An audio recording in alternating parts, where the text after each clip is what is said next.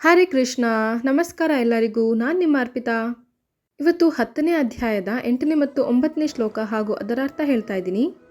ಅಹಂ ಸರ್ವಸ್ಯ ಪ್ರಭವಃ ಮತ್ತಃ ಸರ್ವಂ ಪ್ರವರ್ತತೆ ಇತಿ ಮತ್ವಾ ಭಜಂತೆ ಮಾಂ ಬುಧಾ ಭಾವ ಸಮನ್ವಿತಾಃ ಮಚ್ಚಿತ್ತಾ ಮದ್ಗತ ಪ್ರಾಣಾಃ ಬೋಧಯಂತಃ ಪರಸ್ಪರಂ ಕಥಯಂತಶ್ಚ ಮಾಂ ನಿತ್ಯಂ ತುಷ್ಯಂತಿ ಚ ರಮಂತಿ ಚ.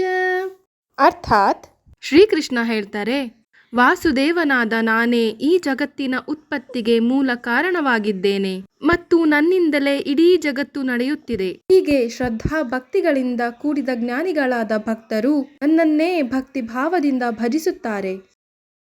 ನಿರಂತರವಾಗಿ ನನ್ನಲ್ಲಿ ಮನಸ್ಸನ್ನು ತೊಡಗಿಸಿರುವ ಮತ್ತು ನನ್ನಲ್ಲಿ ಪ್ರಾಣಗಳನ್ನು ಅರ್ಪಿಸಿರುವ ಭಕ್ತರು ಕೀರ್ತನೆಗಳನ್ನು ಮಾಡುತ್ತಾ ನನ್ನ ಪ್ರಭಾವವನ್ನು ಇತರರಿಗೆ ನಿರಂತರವಾಗಿ ತಿಳಿಸಿಕೊಡುತ್ತಾ ತೃಪ್ತರಾಗಿ ಸಂತೋಷ ಪಡುತ್ತಾರೆ. ಹರಿ ಓಂ. ಎಷ್ಟು ನಿಜ ಅಲ್ವಾ ಸ್ನೇಹಿತರೆ? ಇದೇ ರೀತಿ ಶ್ಲೋಕಗಳನ್ನ ಕೇಳಬೇಕು ಅಂದರೆ ನನ್ನ ಚಾನಲ್ನ ಸಬ್ಸ್ಕ್ರೈಬ್ ಮಾಡಿ.